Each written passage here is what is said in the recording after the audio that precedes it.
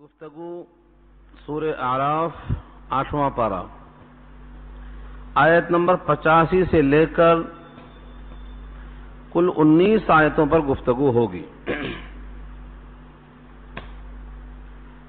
इन 19 आयतों में हजरत शुआइब जो खतीबुल अंबिया हैं, सारे अंबिया खतीब थे, लेकिन उनमें आपको इम्तियाज है खिताबत की बुनियाद पर। जिस तरह सारे अंबिया सिद्दीक थे, लेकिन किसी के वास्ते अल्लाह ने सादिक़ल वाद खास तौर से कहा है। सारे अंबिया वफादार थे, इब्राहिम के वास्ते खास तौर से वफादार का लफ्ज आया है। तो ऐसे कोई न कोई वस्फ खास तौर से दे दिया गया अल्लाह की तरफ से, गलबा की वजह से। खतीबुल अंबिया है ये, बड़ी खुश उसलूबी के साथ बड़ी उम्दा गुफ्तगू फरमाया करते थे। लेकिन जब अल्लाह चाहते हैं तो गुफ्तगू का असर होता है, और अल्लाह नहीं चाहते हैं तो गुफ्तगू का असर नहीं होता है। इतना होने के बावजूद पूरी कौम पर अल्लाह का अजाब आया। सिर्फ वो लोग बचे जो आपके साथ ईमान ला चुके थे। आपने खूब समझाया और वहां के उस जमाने के जो भी हालात थे, उनकी जो खराबियां थीं, खूब साफ तौर पर वाज़ेह कर दिया। ये 19 आयतों में आप इन सवाल और जवाब को सुनेंगे। लफ्ज है मदियन। इससे पहले ये बात आ चुकी है कि मदियन में हजरत शुआइब अलैहिस्सलातु वस्सलाम थे, और हजरत मूसा मुल्क मिस्र से निकलकर मदियन में 10 साल बकरियां चराकर हजरत शुआइब ही के पास मेहमान रहकर उन्हीं की बेटी सफरा से निकाह के बाद वापस तशरीफ लाए हैं। ये पूरी बात सूरह क़सस में इंशाअल्लाह आएगी। यहां से इशारा है कि ये मदियन वही है। उर्दुन से करीब वो इलाका लगता है। सदूम और उर्दुन और मदियन ये सब इलाके बहुत करीब करीब हैं। जितनी जंगें हुई हैं, हो रही हैं, आइंदा होंगी, उन तमाम का नुक्ते मरकज उसी को कहा जा सकता है।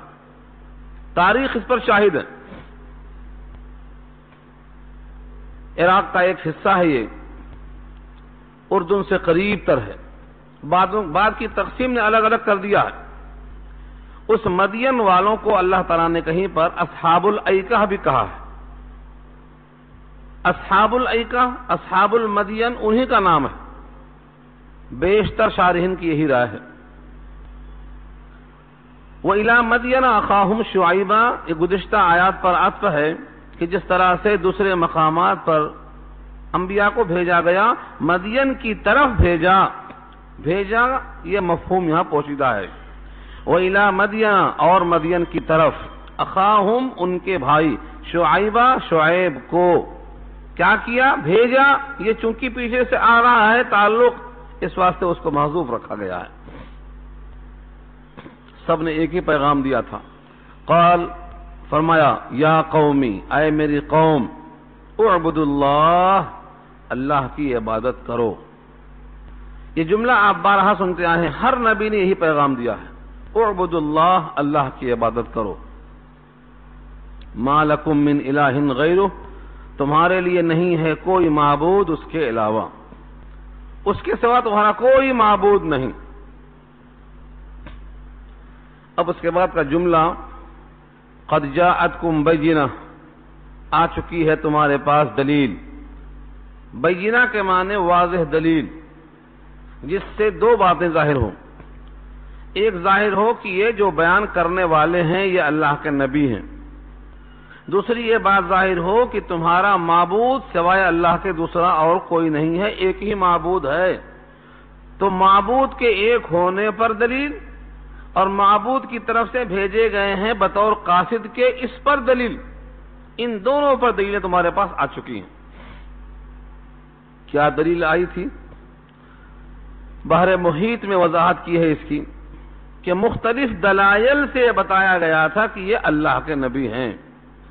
जिसे पीछे आप सुन चुके हैं, कौम शुआइब के लिए और कौम समूद के लिए, कौम आद के लिए, हर एक के वास्ते अलग अलग मौजूजात थे, कहीं कुछ कहीं कुछ। حدیثوں میں اتنی ہی وضاحت آئی ہے کہ حضرت شعیب علیہ السلام کی نبوت پر دلیل اور اللہ کے ایک معبود ہونے پر دلیل بہت سی تمہارے پاس آ چکی ہے. لہذا اب اس پر حکم کرنا ہے. ایک تو اللہ کا حق اور ایک بندے کا حق، دونوں کو پورا کرنا ہے. فَأَوْفُوا الْكَيْلَ وَالْمِيزَانَ وَلَا تَبْخَسُوا النَّاسَ أَشْيَاءَهُمْ وَلَا تُفْسِدُوا فِي الْأَرْضِ بَعْدَ إِصْلَاحِهَا. یہ سب ان کے لیے احکامات ہیں. سوال یہ ہے کہ اللہ کی عبادت کرو، کوئی معبود نہیں یہ کہا گیا تھا، انہیں عبادت کا ذکر ہی نہیں آ رہا. تمہارے سوا تمہارا معبود ایک معبود ہے، دوسرا کوئی معبود نہیں ہے، اسی کی عبادت کرو، یہ اوپر آ چکا. عبادت کیسے ہو؟ نماز سے، زکات سے، روزے سے، بدنی عبادت، مالی عبادت نہیں، ان تمام کا ذکر نہیں آیا. حالانکہ ہمارے معاشرے میں عبادت جب آتی ہے لفظ میں تو ہم سمجھتے ہیں کہ صرف رکوع، سجدہ، قیام اس کا نام عبادت ہے. عبادت دو طرح سے ہوتی ہے، یہاں ظاہر کیا گیا ہے. پہلی عبادت اللہ کا حق پورا کر کے، جو اعبد اللہ میں آیا، اللہ کی عبادت کرو، جسمانی یا مالی. اللہ کا حق پورا کرنا یہ اللہ کی عبادت کرنا ہے. اور دوسرا بندوں کے حق ادا کرو اللہ کے حکم اور نبی کے طریقے کے مطابق. یہ بندوں کی حقوق کی ادائیگی بھی در حقیقت اللہ کو معبود ماننے کے برابر ہے. تو دو قسم کی حق تلفی ہوتی ہے. ایک حق تلفی ہوتی ہے اللہ کے حق کی، اور ایک حق تلفی ہوتی ہے کسی بھی انسان کے حق کی. دونوں حق تلفیاں ہوتی ہیں.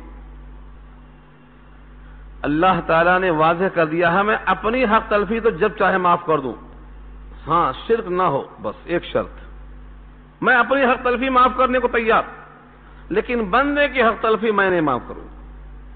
جب تک بندہ نہ معاف کر دے یا بندے کو اللہ اتنا دے کر راضی نہ کر دے کہ وہ خوش ہو کر معاف کر دے. دو شکلیں ہیں. اسی واسطے یہاں سے اب حضرت شعیب علیہ السلام اپنی قوم کی ان خرابیوں کو اس طرح پیش کرتے ہیں کہ ان کو تکلیف نہ ہونے پائے. نمبر ایک، فَأَوْفُوا الْكَيْلَ وَالْمِيزَانَ، پورا دو. کائل کے معنی ناپ کر دینے والی چیزیں. کائل کہتے ہیں ناپنے کی چیز، جس کو آپ بولتے ہیں لیٹر میں. 1 لیٹر، 2 لیٹر، یہ پیمانہ ہے. اور پہلے زمانے میں یہ بجائے تولنے کے غلہ بھی ناپ کر دیتے تھے. 1 سئی، 2 سئی، 3 سئی، بہت سی چیزوں کو پیمانے ہوتے ناپ کر دینے کے. اور کبھی کبھی تعداد گن کے دیتے ہیں، 1 سیب، 2 سیب، 3 سیب، تعداد بولتے ہیں اس کو. تو کیل کے معنی ناپ کر دینا، تعداد کے معنی گن کر دینا، اور میزان کے معنی وزن کر کے تول کے دینا. تینوں قسم کی ہوتی ہیں.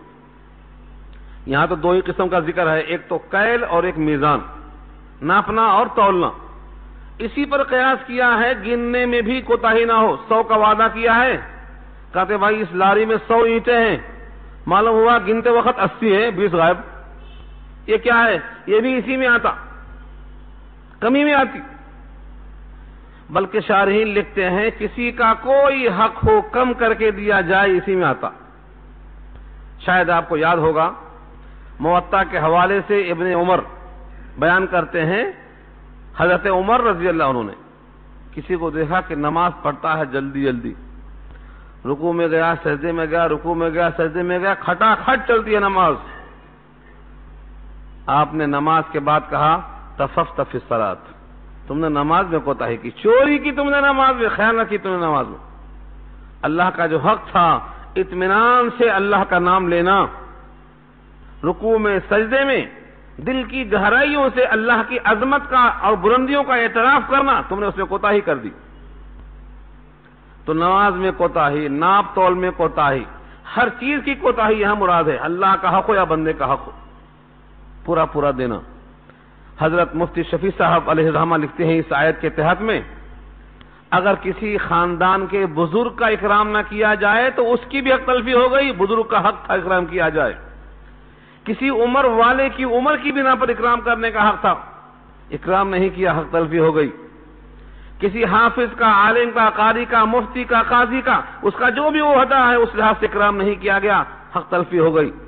امام ہو، مؤذن ہو، مدرس ہو، کوئی بھی ہو، اگر اس کے اکرام میں کوتاہی کی گئی تو یہ بھی اسی میں شامل ہے، حق ہے اس کا۔ یہ کتاب اللہ کا حق ہے، رسول اللہ کا حق ہے، بیت اللہ کا حق ہے، اللہ کا حق ہے، بندوں کا حق ہے۔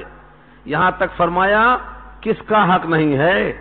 تمہارے جسم پر تمہارا حق ہے، تمہارے بالوں کا حق ہے، تمہاری بیوی کا حق ہے، تمہاری آنکھوں کا حق ہے، تمہارے بچوں کا حق ہے۔ ان لنفسک علیک حق ولزوجک علیک حق ولعینک علیک حق، اللہ کے نبی نے سب واضح کر دیا۔ حق ایک کو ادا کرتے جاؤ، آتو حقہ ذی حق حق، فرمایا جس کے جو جو حق ہم کو دیو، کسی میں کوتاہی نہ ہونے پائے۔ اگر کوئی بندہ حقوق العباد میں پابندی سے نکل گیا اور ہر ایک کے حق کا لحاظ کر دیا تو اسے کوئی پکڑنے والا نہیں ہے کہیں۔ کون پکڑے گا؟ جنت میں جانے کے لیے رکاوٹ ہونا چاہیے نا، کون رکاوٹ ڈال گا؟ اگر بیوی کا حق نہیں دیا تو رکاوٹ ڈالتی، اور دے دیا تو ہٹ جاتی راستے سے۔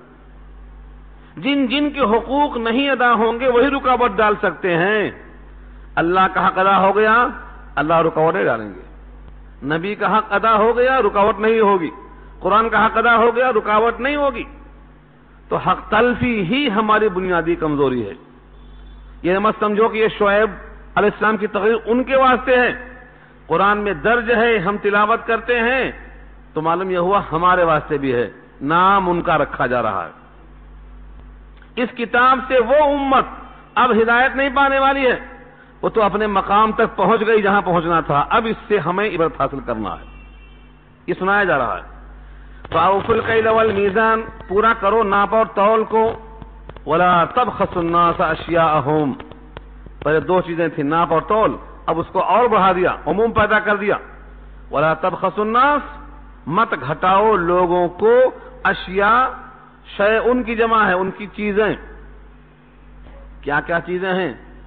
جس کو جو بھی دینا ہے اس میں سے کمی مت کرو، جس کو جو بھی دینا ہے، محنت والے کو محنت دینا ہے، تنخواہ والے کو تنخواہ دینا ہے، جس کے ذمہ جو چیز ہے اس میں کمی مت کرے۔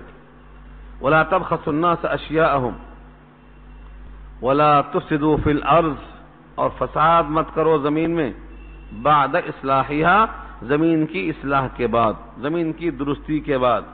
زمین کو اللہ نے پیدا کیا تھا تو اس پر امن تھا، زمین اللہ کا حکم مانتی ہے، جب حکم ہوگا تو مردے اور خزانے پورے باہر نکال کے زمین پھینک دے گی۔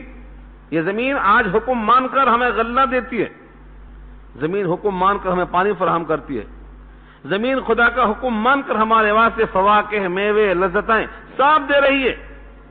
جس دن حکم ہوگا کہ اندر سے خزانے اور مردے باہر کر دے، وَأَخْرَجَتِ الْأَرْضُ أَثْقَالَهَا، سب باہر کر دے گی۔ تو زمین تو حکم مانتی ہے، یہ ہے زمین کی اصلاح۔ فساد کیسے ہوگا؟ اس پر بدامنی پیدا کرنا، قتل و خون کرنا، جس کی عزت و آبرو کو اللہ نے محفوظ کر دیا ہے تو اس کو پامال کر دینا۔ زمین کی اصلاح یہی ہے۔ کسی کو سکون فراہم نہیں، جس کو دیکھو خدشے میں ہے، خوف میں ہے، بے اطمینانی میں ہے، ہر ایک بدگمان دوسروں سے لگا ہوا ہے۔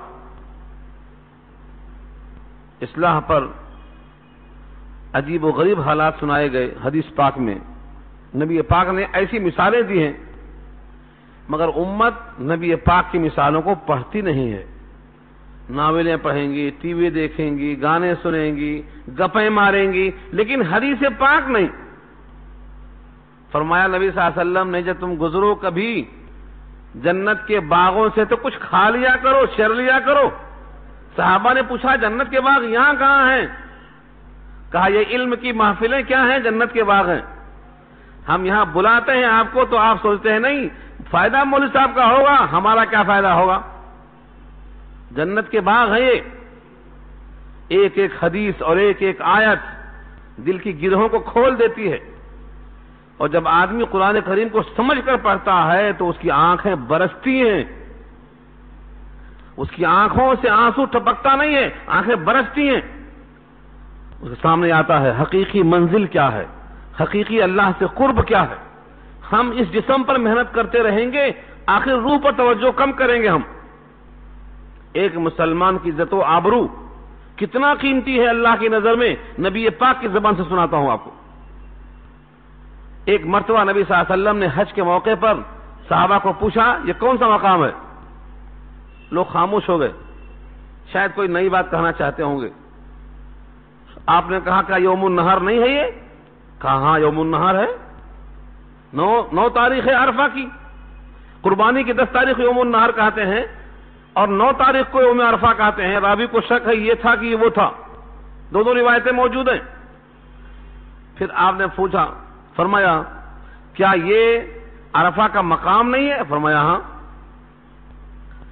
کہا ایک مسلمان کی عزت و آبرو اور اس کا مال اور اس کا خون باہم ایک دوسرے پر ایسا ہی حرام ہے جیسے اس جگہ کی حرمت، اس دن کی حرمت، اس مقام کی حرمت۔ بیت اللہ کی حرمت، یوم عرفہ یوم النہر کی حرمت نبی نے تشبیہ دی ہے۔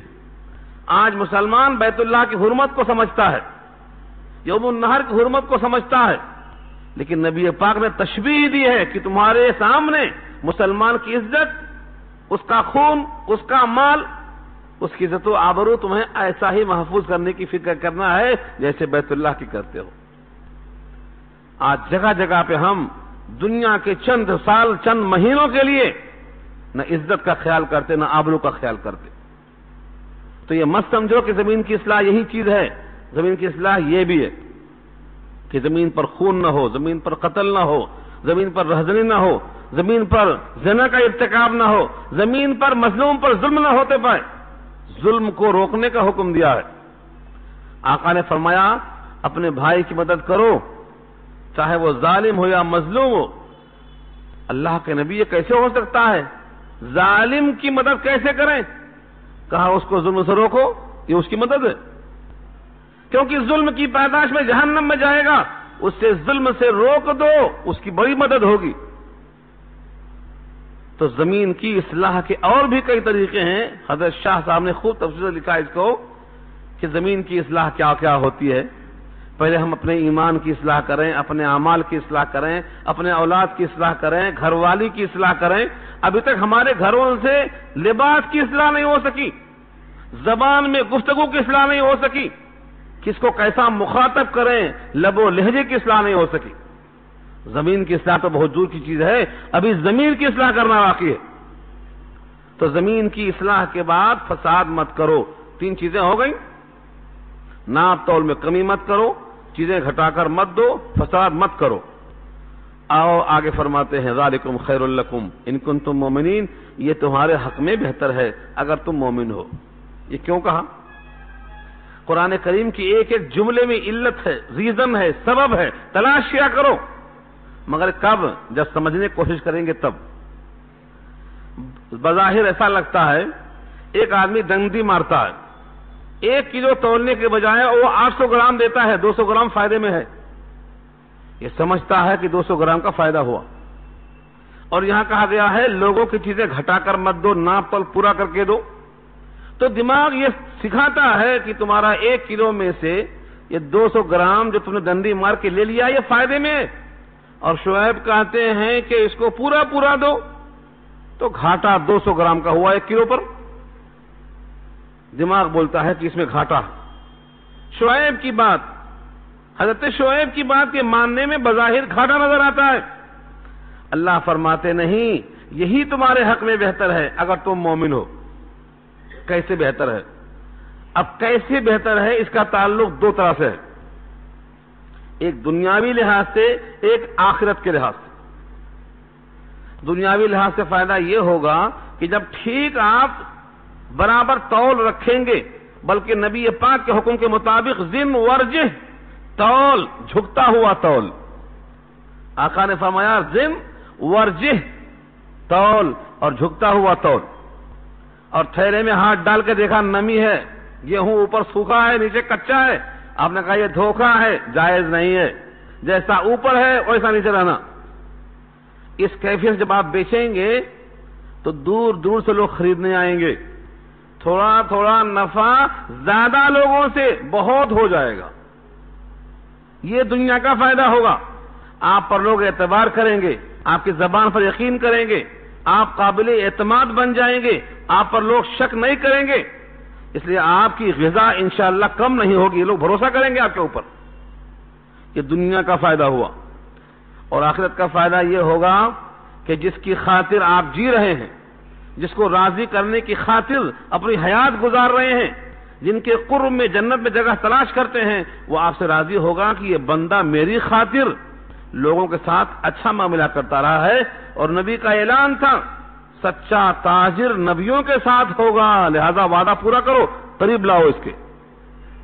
تو وہاں بھی فائدہ ہوگا، یہاں بھی فائدہ ہوگا، یہ ہے تقاضا، ذالکم خیر لکم ان کنتم مؤمنین، یہ تمہارے حق میں بہتر ہے اگر تم مومن ہو، اگر تم مومن ہو، یعنی اگر مومن نہیں ہو تو بہتر نہیں ہے، ایسا نہیں ہے، چونکہ تم مومن ہو تمہیں ایسا کرنا چاہیے، تمہارے حق میں یہ بہتر ہے۔ یہ ایسا ہی کہا جائے گا جیسے کوئی شریف زادہ ہے، سید زادہ ہے، شیخ زادہ ہے، اور کوئی غلط کام کرتا ہے تو کیا کہیں گے؟ اگر آپ بڑے خاندان کے ہیں تو آپ کو چوری نہیں کرنا چاہیے، اگر آپ بڑے خاندان کے ہیں تو شرافت کے خلاف یہ عمل نہیں کرنا چاہیے۔ اس کا مطلب نہیں کہ اگر شرافت کے خاندان کے نہیں ہے تو کرنا چاہیے، یہ مطلب نہیں ہے۔ اس کا مطلب یہ ہوتا ہے چونکہ آپ شریف خاندان کے ہیں اور شرافت سے یہ برا عمل ٹائل نہیں ہوتا، لہذا آپ کو یہ کام چھوڑ دینا چاہیے۔ یہاں بھی وہی انداز ہے، چونکہ آپ مومن ہیں، اللہ کو، یوم آخرت کو مانتے ہیں، آپ کو اسی میں فائدہ ہے، اللہ کی بات ماننے میں، ڈنڈی مارنے میں آپ کو فائدہ نہیں ہے۔ لیکن کتنے مسلمان ہیں جو سمجھتے ہیں کہ ہم ڈنڈی مار کے فائدے میں رہے، حالانکہ حقیقت یہ ہے اس کی بنیاد پر لوگ ان سے کٹ جاتے ہیں۔ ایک بار جو آیا دوبارہ پھر نہیں آتا، میاں ڈنڈی مارتا ہے وہ تو، بلکہ 10 کو بولتا، 10 گراہک کٹ جاتے، دنیا بھی گئی اور اللہ کے پاس یہ پورے لائن میں کھڑے ہو جائیں گے میرا حق باقی ہے، وہاں بھی گئی۔ اس لیے قرآن کریم کے اشارات میں بڑی حکمت ہے۔ اور آگے فرمایا وَلَا تَقْعُدُوا بِكُلِّ صِرَاطٍ، اور مت بیٹھو ہر راستے پر، لکڑ پہ۔ ہاں آج یہ بیٹھک یہاں سے ٹائلی کر کے دیکھ لو، وَلَا تَقْعُدُوا بِكُلِّ صِرَاطٍ، اور مت بیٹھو ہر بیٹھک پر، ہر راستے کے لکڑ پر۔ بِكُلِّ صِرَاط کے معنی ہر راستہ، مراد ہے داخلہ جہاں جہاں سے ہو سکتا ہے شہر میں، ان تمام جگہوں میں بیٹھ کر کیا کرتے تھے؟ توعدون وتصدون عن سبیل اللہ من آمن بہ۔ توعدون میں وعید ہے، تم ڈراتے ہو، دھمکیاں دیتے ہو، وتصدون اور روک دیتے ہو، عن سبیل اللہ، اللہ کے راستے سے۔ دھمکیاں کس بات کی؟ اگر تم شعیب علیہ السلام پر ایمان لے آئے تو تمہاری ٹانگ توڑ دوں گا، ہر راستے پہ خبر، ہر راستے پہ، ہر لکڑ پہ، جو راستہ شہر میں آتا ہے ہر راستے پر بیٹھ کر یہ تنبیہ ہو رہی ہے۔ ٹھیک ایسا ہی ہوا تھا نبی پاک کے ساتھ مکہ میں، جب لوگ حج کرنے آتے تھے تو کفار قریش مکے کے ہر راستے پر بٹھا دیتے، جو بھی آنے والا آتا اس کو بولتے دیکھو ہمارے پاس ایک نیا دین والا آدمی پیدا ہوا ہے، اس کی بات نہیں ماننا، اس سے قریب نہیں جانا۔ باپ کو بیٹے سے الگ کر دیتا، بیوی کو شوہر سے الگ کر دیتا، دور دور رہنا۔ نتیجہ یہ ہوا کہ ہر شخص آنے والے کو جو بات نہیں معلوم تھی معلوم ہو جاتی، اب اسی فکر میں ہے۔ انسان کی فطرت ہے کہ جس سے منع کیا جائے وہی کرتا۔ الحریص الانسان حریص اذا ما منع، جس کام سے روکا گیا یہ نہیں کرنا ضرور کرتا۔ کسی کو ایک بات سنا دو، بولو چھپا کر رکھنا، کسی کو نہیں بولنا، جا کے بیوی کو بولتا، انہیں سہیلی کو بولتی، انہیں کسی اور کو بولتی۔ تو یہ انسان کی فطرت ہے۔ تو مکے کے ہر راستے سے آنے والے کو خبر ہو گئی کہ یہاں کوئی نیا دین ہے، کوئی نئے نبی ہیں۔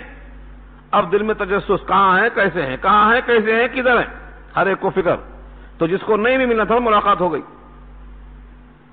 اس پر ایک واقعہ نقل کیا ہے پارہ 24 میں سورہ حامیم السجدہ میں. یہ عامر بن طفیل دوسی تھے.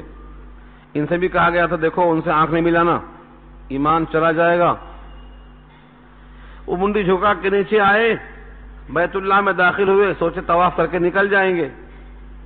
جیسے ہی کعبۃ اللہ کے اندر داخل ہوئے، جو پہلے نگاہ پڑی تو وہاں چہرے انور تھا. چہرے کو دیکھ کر بےتاب ہو گئے. یاد آئی لوگوں کی شاید یہی ہوں، نگاہ جھکا لیا. ایک چکر لگائے، 2 چکر لگائے، 3 چکر لگائے. یہ دل میں خیال آتا رہا کہ میں بھی مرد ہوں، میں بھی بہادر ہوں، میں بھی شاعر ہوں، میں ہی متکلم ہوں، میں ہی کلام پر قادر ہوں، میں تو سارے کام سے بخوبیوں سے واقف ہوں، اور اپنے قبیلے دوس کا میں سردار ہوں. یہ تو بڑی بزدلی کی بات ہے کہ میں ایک انسان سے آنکھ ملا کر بات نہ کر سکوں تو فیصلے جینے پر. ان کی غیرت و حمیت یاد آئی اور کہا چلو بات تو کریں، دیکھیں تو صحیح، پڑھتے کیا تو آخر ہے قصہ، پرکھنے میں کیا حرج ہے. آئے بیٹھ گئے. سنا ہے آپ کوئی پیغام سناتے ہیں، کوئی پیغام لائے ہیں؟ کہا ہاں سنو. اپنا کام اللہ کا پیغام. فوراً شروع، اعوذ باللہ من الشیطان الرجیم بسم اللہ الرحمن الرحیم. شروع کرتے ہی سورہ حامیم السجدہ پڑھنا شروع کر دیا. نبی کی زبان سے بیت اللہ کے مقام پر ایک متجسس آدمی کے سامنے درد اور کرب کے ساتھ نبی نے پڑھنا شروع کر دیا.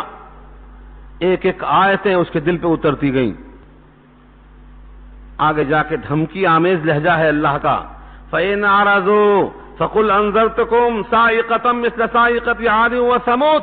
اگر تم نے اب بھی اعراض کیا ہمارے حق قبول کرنے سے تو تم کو میں وارننگ دیتا ہوں سمود کے بجلیوں کی طرح اور عاد کے کڑک کی طرح. ہاتھ رکھ دیا منہ پہ، کہا حسبک، بس ہے بس ہے. آنکھیں آنسوؤں سے جاری. پورا کفر پگھل کے آنکھوں سے نکل چکا تھا اور فرمایا ہاتھ بڑھائیے میں اسلام قبول کرتا ہوں. آدمی اس طرح سے حق کو قبول کرتا ہوا آیا. اس کے بعد جا کر اپنی قوم کو پیغام پہنچایا تو پوری قوم اسلام میں داخل ہو کے آ گئی. قرآن کریم کا اثر ہے، نبی پاک کی طرف ہے، زبان میں شدت کے ساتھ اللہ کی طرف متوجہ کرنے کا جذبہ ہے. یہاں میں کیوں سنایا اس واقعے کو کہ جو لوگ سبب بنتا تھا کہ لوگ دور دور رہیں، اللہ نے اسی کو سبب بنا دیا قریب کرنے کا. ہر ایک کو خبر ہو گئی. تو یہاں بھی وہی حال تھا. قوم شعیب ہر ایک لکڑ پہ بیٹھ کے لوگ بولتے ایمان نہیں لانا، حضرت شعیب کے پاس نہیں جانا، ان کی بات نہیں سننا، اور موقع ملا تو لوٹ لینا. لوٹنا بھی شامل ہے. لوٹ لیتے تھے. ڈکیتی ان کا خاص پیشہ تھا. لکھا ہے فقہا نے کسی راستے پر بیٹھنا اور اس کا حق ادا نہ کرنا ممنوع ہے. صحابہ کرام کے سامنے جب بات آئی نبی صلی اللہ علیہ وسلم نے فرمایا راستے پر مت بیٹھا کرو. اسی آیت سے کہا وَلَا تَقْعُدُوا بِكُلِّ صِرَاطٍ، ہر راستے پر مت بیٹھا کرو. اگر بیٹھنا ضروری ہی ہے تو اس کا حق ادا کرو. پوچھا کیا حق ہے؟ کہا گزرنے والوں کو سلام کرو، اور اگر عورتیں گزرتی ہیں تو ان کو گھورتے مت بیٹھو، نگاہ نیچی رکھو. ہمارے معاشرے کے مسلمان جو نام کے مسلمان ہیں اس میں پوری طرح فیل ہیں. جو بھی آئے گا جائے گا انہیں گھورتے بیٹھیں گے، سلام نہیں کریں گے، الٹا مذاق کریں گے. اس کا چپل ایسا ہے، اس کی ٹوپی ایسی ہے، اس کا کرتا ایسا ہے، مذاق شروع کر دیں گے. ہر راستے پر بیٹھنا منع ہے. یہاں پہ لکھا فقہا نے جو ناجائز طریقے سے سڑکوں پر چیکنگ کرنے کے واسطے لگا دیتے ہیں، تجسس کرتے ہیں، یہ بھی خلاف ہے اس آیت کے. یہ بھی خلاف ہے اس آیت کے. آپ انسانوں کو ایسا انسان بناؤ کہ وہ اللہ کے خوف سے اللہ کا حکم پورا کریں. ورنہ آج بے ضمیر لوگ جتنا آپ سختی کریں گے اتنا راستہ نکال لیتے ہیں وہ. تو وَلَا تَقْعُدُوا بِكُلِّ صِرَاطٍ، ہر راستے پر مت بیٹھو. تُوعِدُونَ، دھمکیاں دیتے ہوئے، وَتَصُدُّونَ عَن سَبِيلِ اللَّهِ، اور روکتے ہوئے لوگوں کو اللہ کے راستے سے. کن کن کو؟ من آمن بہ، جو اللہ پر ایمان لا چکے ہیں ان کو دھمکیاں دیتے. اگر شعیب سے علیحدہ نہیں ہو گئے تو تم کو ہم ماریں گے، شہر بدر کر دیں گے، گاؤں سے نکال دیں گے، تمہارا بائیکاٹ کر دیں گے، سماجی مقاطعہ کر دیں گے، دھمکیاں دے رہی ہیں۔ وَتَبْغُونَهَا عِوَجًا، اور تلاش کرتے ہو اس میں کجی، کم موقع ملے اسلام کے خلاف باتیں پیش کرنے کے لیے۔ اب ان تمام باتوں کے بعد ترغیب دی گئی، وَاذْكُرُوا إِذْ كُنْتُمْ قَلِيلًا فَكَثَّرَكُمْ، یاد کرو اس وقت کو جب تم بہت تھوڑی تعداد میں تھے، تم کو اللہ نے زیادہ کر دیا۔ کثرت کس چیز کی؟ انسانوں کی کثرت۔ آج لوگ پریشان ہیں کثرت سے، کم کرو۔ یہاں اللہ کہتے ہیں یہ نعمت ہے، تم کم تھے تو ڈرتے تھے، تم کو بڑھا دیا اللہ نے، تمہاری تعداد بڑھ گئی۔ عددی قوت بہت اہمیت رکھتی ہے، تم بہت کم تھے، تم کو اللہ نے زیادہ کر دیا، قوت کے لحاظ سے، عدد کے لحاظ سے، مال کے لحاظ سے، شوکت کے لحاظ سے تم کو بڑھا دیا اللہ نے۔ ان نعمتوں کا احسان مانو اور اللہ کا حکم پورا کرو۔ وانظروا کیف کان عاقبۃ المفسدین، اور غور کرو کیسا ہوا انجام فساد کرنے والوں کا۔ اس سے مراد سابقہ امتیں، قوم سمود کا حال، قوم سمود سے پہلے جو قومیں گزری ہیں ان کا حال دیکھو، ان کا انجام کیسا ہوا۔ لہذا اگر تم فساد کریں گے تمہارا انجام بھی ایسا ہوگا، غور کر لینا۔ یہ تو دو آیتیں ہو گئیں جن میں آپ نے ان کے احوال سن لیا۔ یہ خرابیاں پوری کی پوری اس قوم میں تھیں، یہ پوری خرابیاں آج ہیں نہیں ہیں، یہ فیصلہ آپ کر لو۔ دیکھو ناپ تول میں کمی اس وقت بھی نہیں، ناپ تول میں ڈنڈی مارنا جب معیوب تھا آج بھی معیوب ہے، جب بھی تھا آج بھی ہے۔ اعبد اللہ، ایک اللہ کی عبادت کرو، دوسرا کوئی معبود نہیں۔ اگر کوئی اور سمجھتا ہے معبود گاہ تو اس آیت کی خلاف ورزی کرتا ہے، جب بھی تھا اور آج بھی ہے۔ لوگوں کا حق مارنا جب بھی تھا اور آج بھی ہے، راستوں پر بیٹھنا، ڈکیتی ڈالنا آج بھی ہے، جب بھی ہے۔ اللہ والوں کو روکنا، کجی تلاش کرنا، الٹی بحثیں کرنا آج بھی ہے، جب بھی ہے۔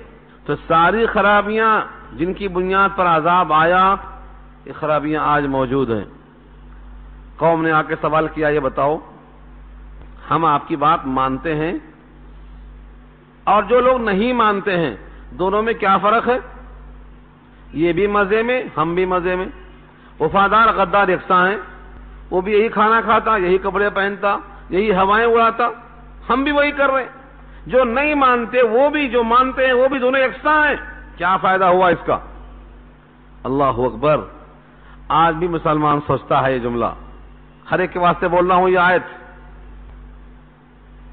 کیا بات ہے؟ مومن جو نماز پڑھتا ہے اور جو مومن نماز نہیں پڑھتا دونوں یکساں دکھائی دیتے ہیں آج بھی۔ ایک زکوٰۃ نہیں دیتا، ایک زکوٰۃ دیتا، ایک سچ بولتا، ایک جھوٹ بولتا، بظاہر دونوں کے احوال یکساں ہیں، کبھی یہ اچھا کبھی وہ اچھا۔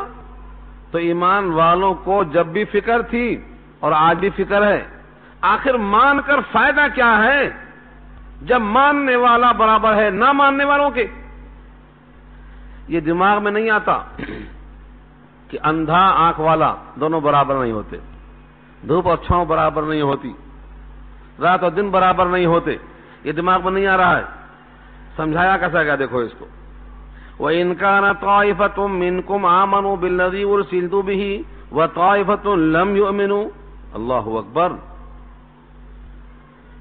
وَإِنْ كَانَ طَائِفَةٌ، اور اگر ہے کوئی ایک گروہ، منکم تم میں سے، آمنوا جو ایمان لایا، بالذی ارسلت بہ ان تمام پیغامات پر جو میں لے کے حاضر ہوں، وطائفۃ لم یؤمنوا اور ایک گروہ ہے جو ایمان نہیں لایا، دونوں میں کیا فرق ہے؟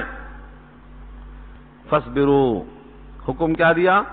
فاصبروا، صبر کرو، ذرا وقت چلنے دو، ابھی فیصلہ نہیں ہوا، ابھی وقت گزرنا باقی ہے۔ فاصبروا حتی یحکم اللہ بیننا، یہاں تک کہ اللہ فیصلہ کر دے ہمارے درمیان، وہو خیر الحاکمین، وہ تمام فیصلہ کرنے والوں سے بہتر فیصلہ کرنے والا ہے۔ یہ ہے تعلیم، ٹھہرو، صبر کرو، اجرت نہ کرو، جلدی سے فائدہ نہیں۔ یہ کیوں سمجھتے ہو کہ فیصلہ ہو چکا، ہم دونوں یکساں ہیں؟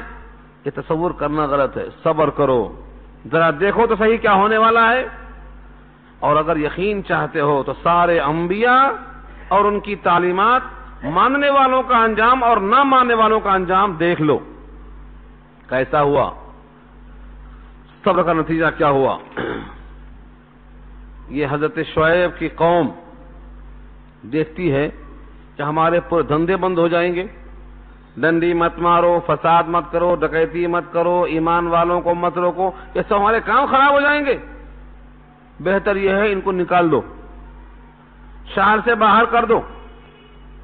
جب لوگوں پر حجت پوری کرنے کے بعد جواب نہیں بنتا تو کیا بولتے ہیں؟ پتھروں سے مارو, گھر سے بھگاؤ, جلا دو, آگ میں ڈال دو, دریا برد کر دو. یہ کب سے چلا رہا ہے؟ آدم کے زمانے سے چلا رہا ہے. آج بھی ایسا ہی ہے. جن کے پاس دلائل نہیں ہے وہ آستین چڑھاتے ہیں آج بھی. حضرت آدم کے دو بیٹے حابیل قابیل میں حق پر کون تھا؟ جس کا عمل شریعت کے مطابق تھا وہ حق پر تھا. اس کو لڑکی ملنا چاہیے تھی, اس کو حسد پیدا ہوا, کیا کیا؟ قتل کر دیا. قتل کیوں کیا؟ مرضی کے خلاف کام ہوتا ہوا دیکھ کر. تو حق پر نہیں تھا, آستین چڑھایا, وہاں سے شروع ہو گیا. نبی پاک حق پر تھے, کفار قریش نے کیا کیا؟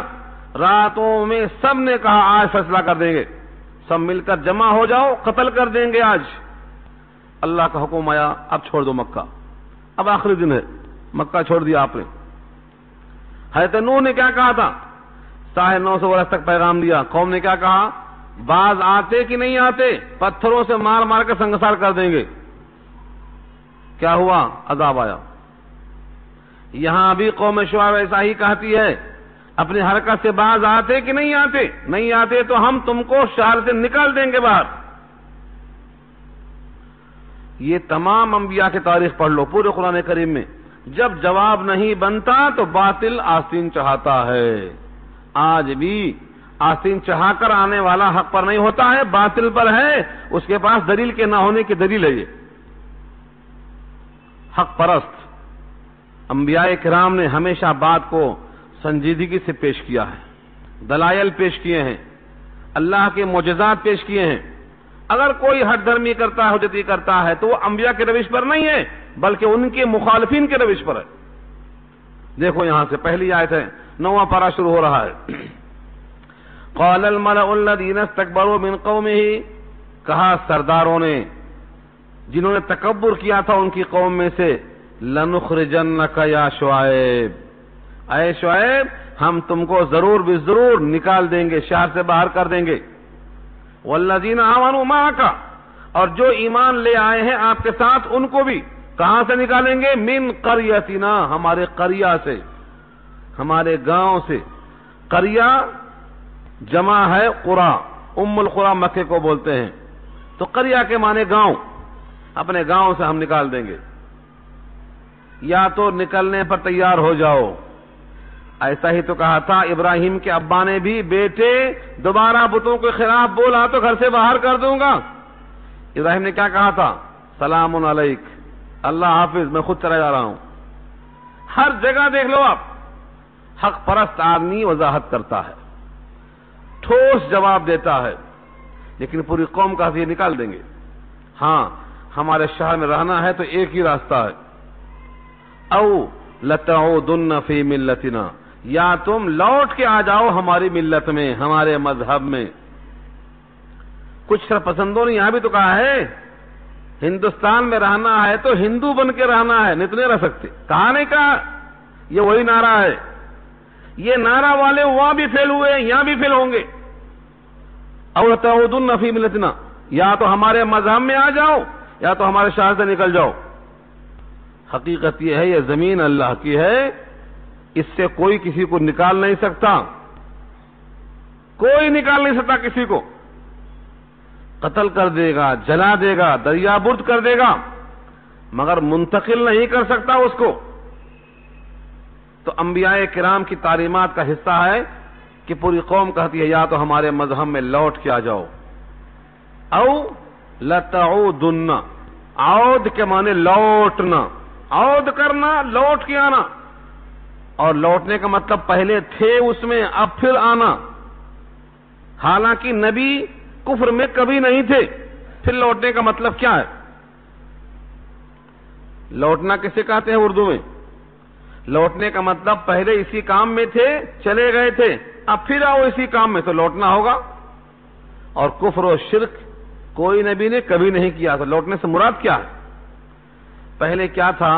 نبوت کا اعلان نہیں کیا تھا، نبوت کا اظہار نہیں کیا تھا، بتوں کی مذمت نہیں کی تھی، ان کی خرابیوں پر تبصرہ نہیں کیا تھا، خاموش خاموش تھے، سوسائٹی میں ریلے ملے تھے، تو لوگ سمجھتے رہے ہمارے یہ بھی ہیں، ہمارے یہ بھی ہیں، ہمارے یہ بھی ہیں۔ اب کھل کر اس کا جب پیغام پہنچایا اللہ کا تو سمجھ میں آیا کہ تو ہمارے مخالف ہیں۔ یہیں سے ہمیں یہ سبق ملتا ہے کہ جہاں خاموش نہیں رہنا چاہیے، اگر وہاں ہم خاموش رہیں گے تو انہی کا آدمی شمار ہوں گے۔ یہیں سے نکلتا ہے اصول، بولنے کی جگہ پر نہ بولنا مجرمانہ خاموشی ہے۔ ہاں بھول گئے ہیں تو معاف ہے، یاد آتے ہی اٹھ جانا فوراً۔ وَلَا تَقْعُدُوا مَعَهُمْ حَتَّى يَخُوضُوا فِي حَدِيثٍ غَيْرِهِ إِنَّكُمْ إِذًا مِثْلُهُمْ، إِنَّكُمْ إِذًا مِثْلُهُمْ، اگر تم بیٹھیں گے تو انہی میں شمار ہوں گے۔ اتنا بڑا جرم ہے، اور ہمارے پاس کیا کرتے لوگ؟ غیبتیں سننے میں بڑا مزہ آتا، کان میں کان ہلا کے ہاں ہاں ہوں ہوں مزہ لیتے رہتے، حالانکہ یہ غیبت سننا بھی غیبت کرنے کے بالکل برابر ہے، کوئی کمی نہیں اس میں۔ جھوٹ کو سننا جھوٹ بولنے کے برابر ہے، برائی کہنا برائی سننا دونوں برابر ہے۔ تو اس موقع پر یہ بات یاد رکھ لو، پہلے نبی ان کے ساتھ تھے، لیکن عقیدہ جیسا بھی تھا ظاہر نہیں کیا گیا تھا، تو قوم سمجھتی تھی ہمارے ساتھ ہیں، ہمارے مذہب میں ہیں، ہمارے ملت میں ہیں، لیکن جب پیغام پہنچایا تو ان کو احساس ہوا کہ ہمارے قدم سے نکل گئے، نئے دین پہ آ گئے، اب یا تو پھر واپس آ جاؤ اسی خاموشی پر، نہ بولنے والے دین پر، یا پھر ہم باہر کر دیں گے، دو راستہ ہے یہ۔ کیا پیارا جواب ہے انبیاء کرام میں سے حضرت شعیب خطیب الانبیاء کا جواب، فرماتے ہیں قال اولو کننا کارہین، کیا اگرچہ ہم اس کو ناگوار سمجھتے ہوں تب بھی لوٹ کے آ جائیں؟ کیوں ناگوار سمجھتے ہیں؟ دو وجہوں سے۔ ایک تو ہم نے آپ کے سامنے حق پیش کیا ہے، یہ اللہ کا پیغام، اگر اس کو ہم چھوڑ کر پھر واپس جائیں تمہارے مذہب پر تو اس کا مطلب یہ ہوا کہ یہ اللہ کا دین جو اچھا ہے ہماری نگاہ میں خراب ہو جائے گا، اور اللہ کے قانون کو خراب کرنا یہ ناشکری ہے۔ اور دوسرے، تمہارے کفر کو قبول کرنا جس کا انجام ہمیشہ خسارہ رہے گا، اس کو اچھا کرنا، اچھا سمجھنا ہوگا، تو گویا اچھے کو برا کہنا ثابت ہوگا اور برے کو اچھا کہنا ثابت ہوگا، حق کو باطل کہنا پڑے گا، باطل کو حق کہنا پڑے گا۔ یہ ہے کراہت کی وجہ، اولو کننا کارہین۔ معلوم یہ ہوا حق پرست آدمی برائی کو کراہت کے ساتھ دیکھتا ہے، ہمارا حال یہ ہے ہم برائیوں کو کراہت سے نہیں للچاتے ہوئے دیکھتے ہیں۔ ایک آدمی کا رشوت والا کام ہے، سودی کاروبار ہے، شراب کی دکان ہے، اور نہ جانے کتنے گندے اڈے ہو گئے آج کل، اس کے نتیجے پر نگاہ نہیں ہوتی ہے، نگاہ ہوتی ہے لالچ سے، کیسا کما رہا ہے، کیسا ٹھاٹ ہے، کیسا عائش ہے۔ حالانکہ برائی کو دیکھ کر کڑھنا ایمان کا سب سے کمزور ترین درجہ ہے۔ حدیث پاک میں فرمایا جب تم میں کوئی برائی دیکھے تو اس کو بدل دے، اچھائی سے تبدیل کر دے، اور اگر تبدیل کرنے کی طاقت نہیں ہے تو زبان سے منع کر دے، منع کرنے کی طاقت نہیں ہے تو دل میں کڑھتا رہے کہ جب طاقت ہوگی تب ان کی اصلاح کروں گا۔ حضرت شاہ صاحب فرماتے تھے دل میں رکھ لے، موقع آئے گا تب بتاؤں گا۔ جیسے ہمارے پاس لوگ دنیا کی خاطر کینہ رکھ لیتے ہیں، یہ اللہ کی خاطر حق کو رکھ لے، موقع آئے گا تب بتائیں گے اسے۔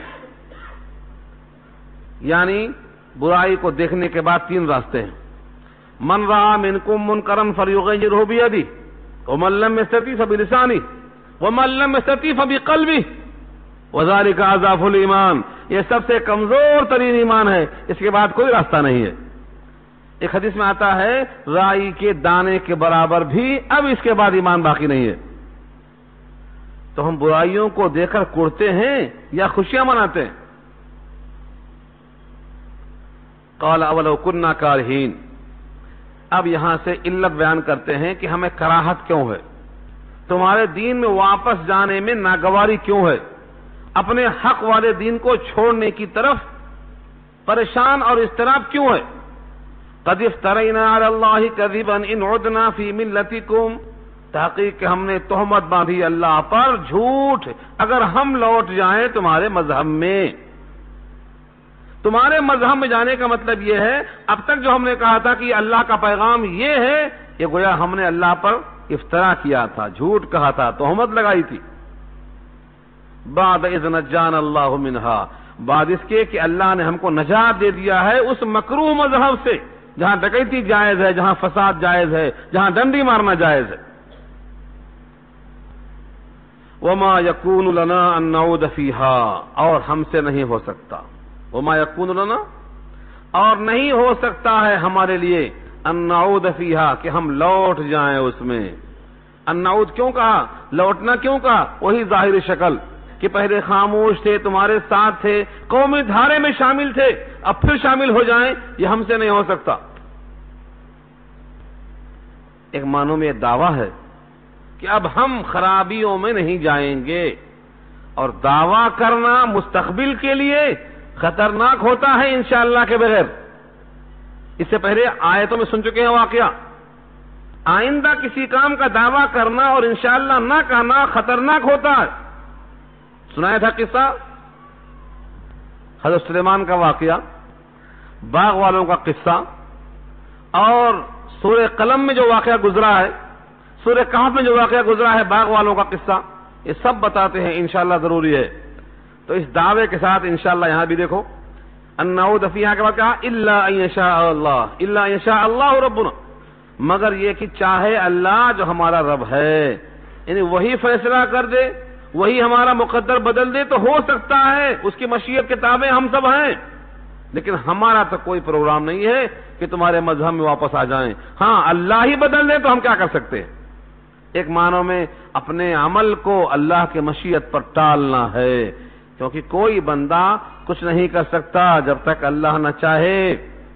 ما شاء اللہ کان وما لم یشاء لم یکن، جو اللہ چاہتا ہے وہ ہوتا ہے، جو نہیں چاہتا ہے وہ نہیں ہوتا ہے. اس واسطے کہا الا ان یشاء اللہ ربنا وسع ربنا كل شيء علما. اس ٹکڑے میں جواب ہے کیا؟ اگر تم ایک آدمی بدل گئے تو اللہ تک بات کیسے پہنچے گی؟ تم یہاں ہو میرے سامنے، یہاں تم ایسا ہو جاؤ، میری طرف پیٹھ ہے نا، میری طرف منہ کر لو، بات ختم. جواب اس کا یہی ہے، ہمارے رب ہر چیز کو گھیرے ہوئے ہیں علم کے لحاظ سے. وسع ربنا کل شیء علما، علم کے اعتبار سے ہر چیز کو رب نے وسعت دی ہے، گھیر رکھا ہے. ہمارا ادنا تغیر، ہمارا ادنا بول، ہمارے دل کا ارادہ، ہمارے دل کی طرف رجحان، یہ سب اللہ کے علم میں ہے. علی اللہ توکلنا، ہم بھروسہ اللہ پہ کرتے ہیں، بھروسہ ہمیں اللہ پہ کرنا چاہیے. یہاں تک تقریر ہوئی، خطیب الانبیاء کی تقریر ہے، پوری وضاحت کے ساتھ بات پہنچا دیا، لیکن قوم کا تیور دیکھ لیا کہ قوم تو سننے کو تیار نہیں ہے، لہذا اب اللہ کی طرف متوجہ ہو گئے اور دعا شروع کی. ربنا افتح بیننا وبین قومنا بالحق وانت خیر الفاتحین. اے ہمارے پروردگار فیصلہ کر دے ہمارے درمیان اور ہماری قوم کے درمیان حق کے ساتھ، اور تو بہتر فیصلہ کرنے والا ہے. قوم تو نہیں مانتی، میں پوری قوت لگا چکا، اب فیصلہ آپ کے حوالے کرتا ہوں. یہ دعا، یہ تقریر، یہ تمام باتیں سن کر پوری قوم سختے میں ہے، لیکن مانتی نہیں ہے پوری قوم.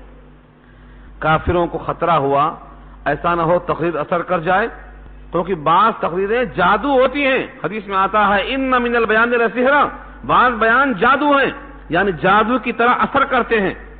خطیب الانبیاء کی بات کیسے اثر نہیں کر جاتی؟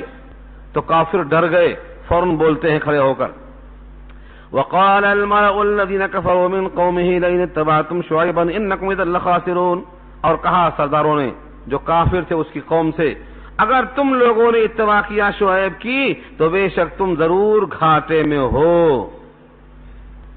پوری قوم کو ڈرا دیا۔ گھاٹا کیسا ہوگا؟ وہ سمجھے کہ یہ تعداد میں کم ہے، بستی سے باہر کیے جائیں گے، مارے جائیں گے، ان کی کمزوری سے لوگ فائدہ اٹھائیں گے، دھمکی دے دیا اگر تم نے شعیب کی اتباع کر لیا تو تم خسارے میں ہوں گے۔ یہ خبر نہیں تھی کہ خسارے میں اتباع نہ کرنے والے ہوں گے، یہ خبر نہیں تھی۔ غرور کا سر نیچا، بڑے بول کا سر نیچا ہوتا ہے۔ کچھوا کے مقابلے میں خرگوش نے ایسا ہی ظاہر کیا تھا، کیا ہوا؟ شکست کھایا نہیں کھایا؟ یہاں بھی ایسا ہوا۔ پوری قوم کے سردار گھمنڈی لب و لہجے میں کہتے ہیں تم گھاٹے میں ہوں گے۔ اسی آن اللہ کو جوش آیا اور ثابت کر دیا، کہنے والے ہمیشہ کے گھاٹے میں چلے گئے، ہمیشہ کے گھاٹے میں چلے گئے۔ کون؟ جنہیں گمان تھا کہ ہم تم کو گھاٹے سے دوچار کر دیں گے، یہ خود گھاٹے میں آ گئے۔ شان دیکھو رب کریم کی، فَأَخَذَتْهُمُ الرَّجْفَةُ، پکڑ لیا ان کو رجفہ نے۔ رجفہ کے معنی زلزلہ، کپ کپاہٹ۔ فَأَصْبَحُوا فِي دَارِهِمْ جَاثِمِينَ، ہو کے رہ گئے اپنے اپنے گھروں میں اوندھے پڑے ہوئے۔ جاسمین کے معنی گھٹنے کے بعد اوندھے پڑ جانا، دار اپنے گھر، ہو گئے اپنے اپنے گھروں میں اوندھے پڑے ہوئے۔ کیسا پڑے ہو گئے؟ دو کیفیتیں بیان کرتے ہیں اللہ۔ الذین کذبوا شعیبا کأن لم یغنوا فیہا، جنہوں نے جھٹلایا تھا حضرت شعیب کو وہ گویا بسے ہی نہیں تھے، ایسا برا حال ہوا۔ کأن لم یغنوا فیہا، یغنوا لم یغنوا، غنا کے معنی آتے ہیں خوشحالی میں رہنا، اور لم یغنوا فیہا گویا وہاں تھے ہی نہیں، بسے ہی نہیں تھے، ایسا نسیم منسیہ ہو گئے۔ الذین کذبوا شعیبا کانوا هم الخاسرین، جنہوں نے تکذیب کیا تھا شعیب کی تھے وہی خسارے میں پڑنے والے۔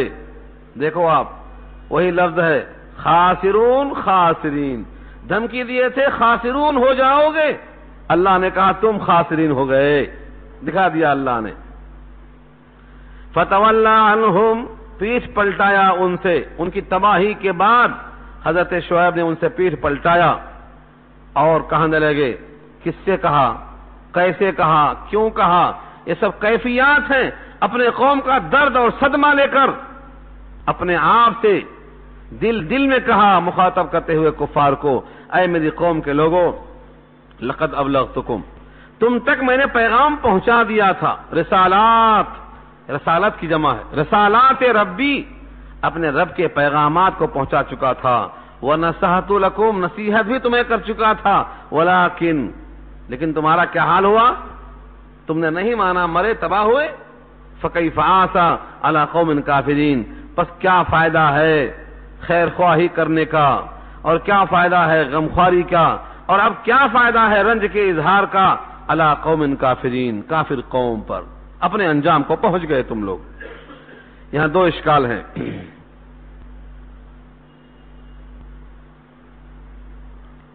پہلا اشکال تو یہ جو گزشتہ آ چکا ہے، دوبارہ یادہ کرتا ہوں۔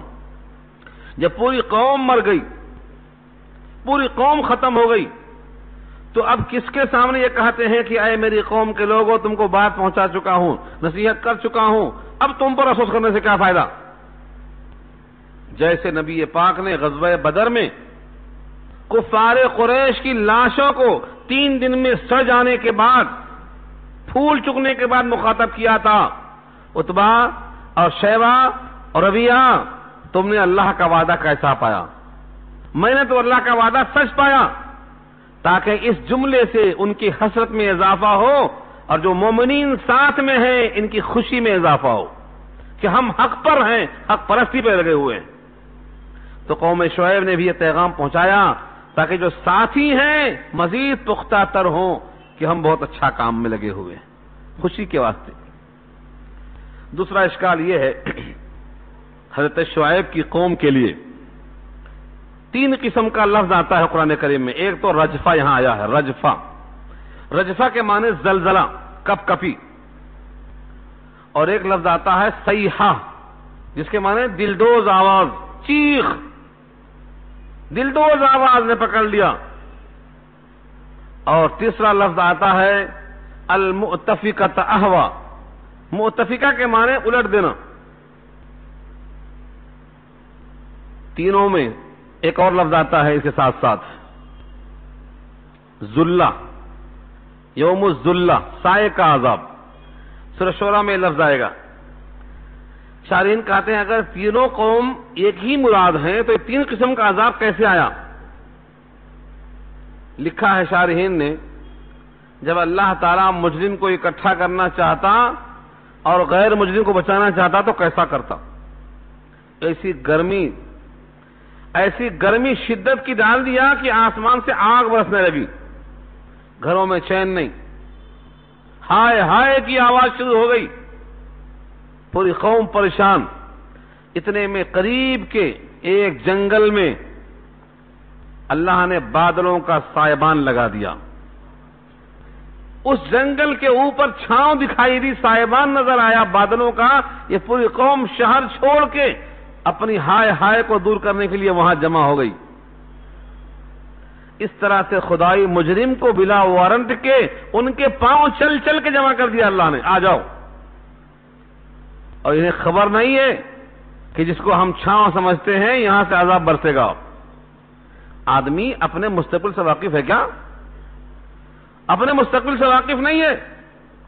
اگر معلوم ہو جائے کل موت ہے تو آج کام کریں گے، آپ سارے کام چھوڑ دیں گے۔ جن کو معلوم ہو جاتا ہے وہ کیسے کام کریں گے؟ کسی کو خبر نہیں کب مرے گا، کسی کو خبر نہیں۔ وما تدری نفس بأي ارض تموت، کہاں مرے گا اور کب مرے گا کسی کو خبر نہیں، ورنہ سارے کائنات کا نظام بند ہو جاتا۔ پوری قوم جمع ہو گئی۔ یہ ہے کیا؟ اصحاب یوم الذلہ، سائبان، چھاؤں میں آ گئے۔ اب اوپر سے ان کے اوپر اللہ کی طرف سے ایک دلڈوز آواز آئی، سہم گئے، جیسے بارش کے موقع پہ کڑکدار آواز آتی ہے، کڑک، تو اس چھاؤں کے بعد کڑکدار آواز آئی۔ اس کے بعد جو چھاؤں تھی اسی سے اللہ نے آگ برسایا، اوپر سے آگ برسایا اور بیچ میں آواز پہنچایا اور نیچے سے زلزلہ آیا۔ اس طرح پوری قوم تباہ و برباد ہو گئی۔ حضرت شعیب علیہ السلام اس موقع پر اپنے ایماندار ساتھیوں کو لے کر صحیح قول کے مطابق مکہ تشریف لے آئے اور آخری دم تک مکے میں مقیم رہے، اپنی وفات وہیں ہوئی، آخری دم تک وہیں رہ گئے۔ اس پوری قوم کا خلاصہ کیا ہے کہ ہم خالص سن لیں یہ قوم خراب تھی ایسا ہوا؟ نہیں، محاسبہ کریں کہ جن جن خرابیوں کی بنا پر ان پر عذاب آیا تھا، اگر وہ خرابیاں ہمارے درمیان میں ہے تو ہم اللہ کے محبوب کیسے ہو سکتے ہیں؟ ہم پر بجائے اللہ کی طرف سے آگ برسنے کے رحمت کیسے برسے گی؟ جن چیزوں کو اللہ نے عذاب کا سبب بنایا اس پر اللہ راضی نہیں ہو سکتے، ورنہ بے انصافی ہو جائے گی۔ انہوں نے ڈنڈی مارا تھا تو عذاب آیا اور ہم ڈنڈی مارے تو رحمت آئے گی، کیسا ہو سکتا ہے یہ؟ اس قوم نے راستے میں لوٹنا شروع کیا تو عذاب آیا اور ہم لوٹتے ہیں تو ہم پر خدا کی رحمت آئے گی۔ یہ فیصلہ اگر ہم کریں گے تو گویا ہم اللہ کو بے انصاف قرار دیں گے، اللہ کو ہم ظالم قرار دیں گے۔ یہ نہیں ہو سکتا۔ جو اللہ کا بندہ اس وقت بندہ تھا آج بھی وہی بندہ ہے۔ تم سے کیا ضد تھی؟ اگر تو کسی قابل ہوتا، اللہ تعالیٰ تو دینے کو تیار ہے۔ انہوں نے ضد کیا، سرکشی کیا، فساد سے توبہ نہیں کیا، ڈنڈی مارتے رہے، عذاب آ گیا۔ ہم پر یہ لازم ہے کہ ہم ان تمام اعمال سے اپنے کو بچائیں، اپنے دوست احباب کو بچائیں، ورنہ یہ اعمال نشاندہی اچھی نہیں کرتے، اس کا انجام اچھا نہیں ہو سکتا۔ ہمارے بعض گاؤں والے کہتے ہیں اگر کوئی آدمی پانی کے اندر پیخانہ کر دے گا کہ کوئی نہیں دیکھتا ہے یہی کر لو، وہ تو ابل کے اوپر آئے گا، تو گندگی کا انجام بہرحال عذاب ہے۔ چاہے وہ سود کی ہو، رشوت کی ہو، غضب کی ہو، ظلم کی ہو، زنا کی ہو، شراب کی ہو، کسی قسم سے اللہ کی نافرمانی کا وبال بہرحال آنا ہے، دیر سے آ سکتا ہے۔ جیسا کہا گیا فصبر، صبر کرو، نتیجہ دیکھ لو، دکھا دیا نتیجہ۔ تو ایسا ہے کہ صبر ہو سکتا ہے، تاخیر ہو سکتی ہے، لیکن بہرحال یہ ہو کے رہے گا۔ یہاں تک ہمیں یہ بات پہنچائی گئی تھی۔ اب یہاں سے نیا رکو شروع ہوتا ہے اور مختلف زاویے سمجھایا گیا ہے۔ کیا گاؤں والے اس پر مطمئن ہیں کہ عذاب نہیں آئے گا؟ ہم کھیلتے ہیں، کھیلتے کھیلتے آ سکتا، سوتے ہیں، سوتے سوتے آ سکتا، اور جب بھی کسی پر عذاب آیا تاکہ اگلا گرا اور پچھلا ہوشیار، توجہ کے ساتھ، اتنی تمام قوموں پر عذاب آیا ہے تو ہمارا کیا حال ہونے والا ہے؟ اس لیے ہمیں جھوٹ سے اور غیبت سے، چغلی سے، شرک سے، جن سے اللہ ناراض ہوتے ہیں، ان تمام کاموں سے اپنے آپ کو روکنا ہے، بچانا ہے، سنبھالنا ہے۔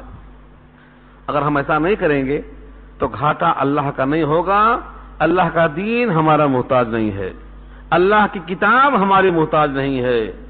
کوئی بھی انسان یہ سوچ لے بد عملیوں سے گھاٹا اسی کا ہونے والا ہے۔ اللہ تعالی عمل کرنا آسان فرمائے۔